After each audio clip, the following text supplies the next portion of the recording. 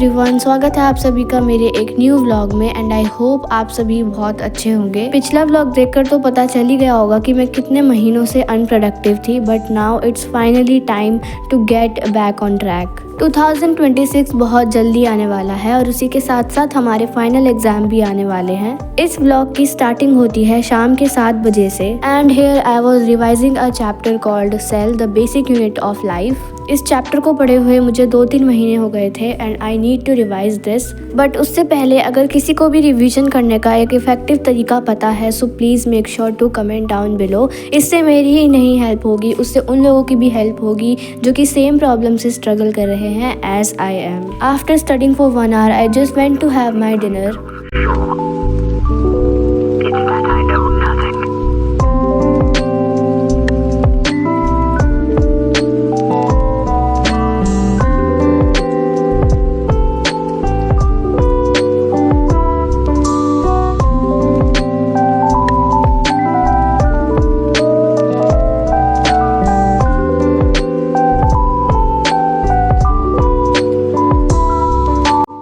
Okay, so this video is maybe day 1 of getting back on track because I really need to focus in my studies as मैं बहुत पानी में हूँ अभी।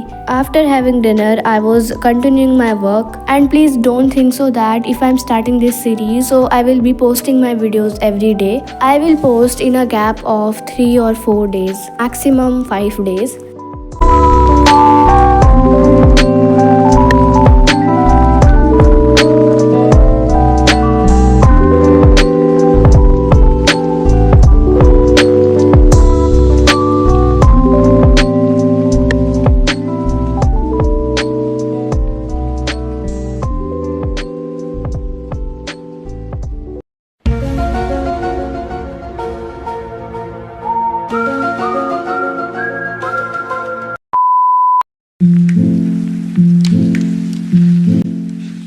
After studying science, I decided to study history. And believe me, history पढ़ने में मुझे आजकल बहुत ही ज़्यादा मज़ा आ रहा है। I don't know.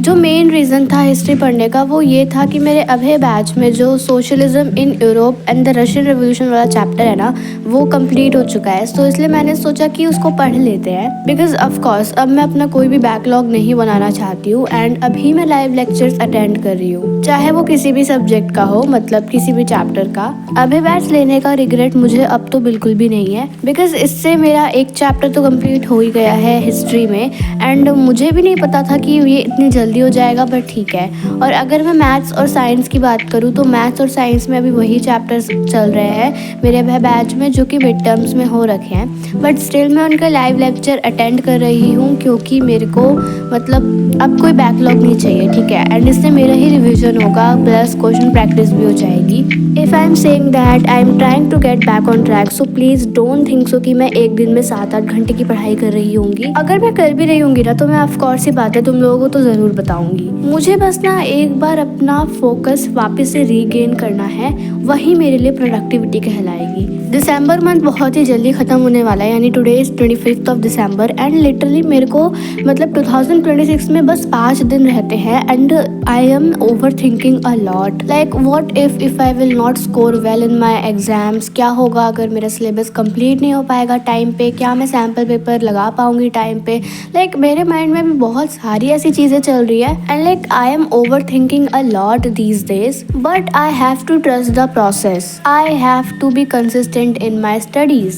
If you are also trying to get back on track, so now I'm going to share some tips that actually worked for me.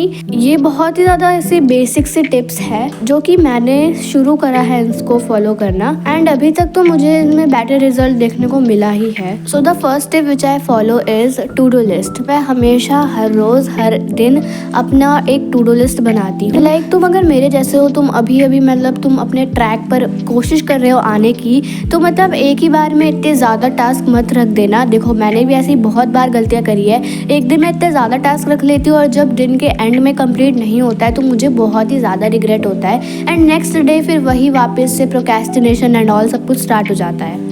Like starting में तुम कुछ बहुत कम टास्क रखो, लाइक 4 या 5 एंड डे बाय डे तुम अपने task को increase करते जाओ। Okay, so the next step is that मैं हमेशा जब भी पढ़ाई करती हूँ तब मैं स्टॉप वॉच चला लेती हूँ। देखो ये मेरी पर्सनल टिप है, ये सही है या नहीं, बट ये मुझ पे बहुत अच्छे से वर्क होती है। क्योंकि क्या होता है कि जब भी मैं पढ़ने बैठती हूँ तो मैं एक स्टॉप वॉच चला लेती हूँ, एंड जब दिन का एंड में जब मैं अपने स्टॉप वॉच को देखती हूँ तब मुझे लाइक ऐसा होता है कि हाँ मैंने आज रियली काम करा है।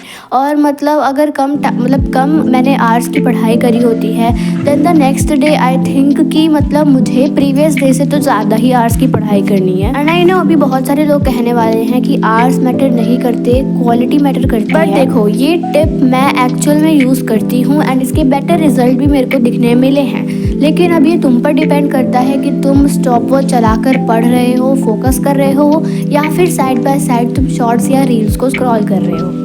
And this tip is totally depend on you.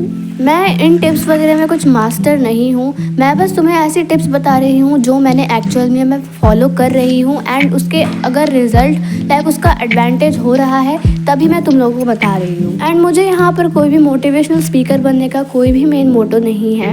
And if I am making study blogs तो मतलब मेरे को इतना सब कुछ तो शेयर करना ही चाहिए कि मेरी पढ़ाई में एक्चुअल में हो क्या रहा है and what are the things I am following right now. And अगर तुम लोगों के पास भी कोई टिप्स वगैरह है तो मुझे कमेंट्स में ज़रूर से बताना। एंड जो टिप लाइक मुझे सबसे अच्छी लगेगी मैं उसको पिन करने की यहाँ पर मैंने हिस्ट्री का पढ़ लिया था। लास्ट टॉपिक मेरे को रीड करना था क्योंकि मैंने लेक्चर तो ऑलरेडी ले रखा था, बट आई हैव टू और उसके बाद फिर सब कुछ करने के बाद रीडिंग और सोने के लिए जाना था बिकॉज आई वाज एंड 10 बजे से मैंने अपना सब कुछ बंद करके मैं चली गई सोने के लिए।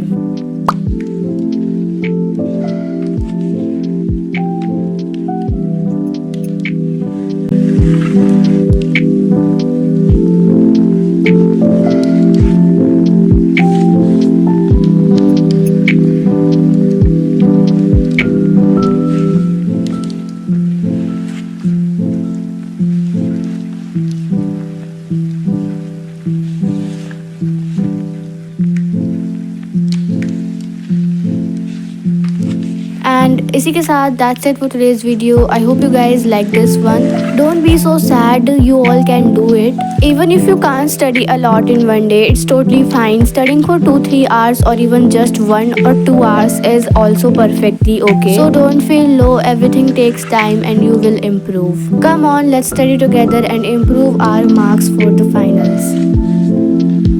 If you guys really like this one, then please make sure to like this video and subscribe my channel. Till then, take care and bye bye.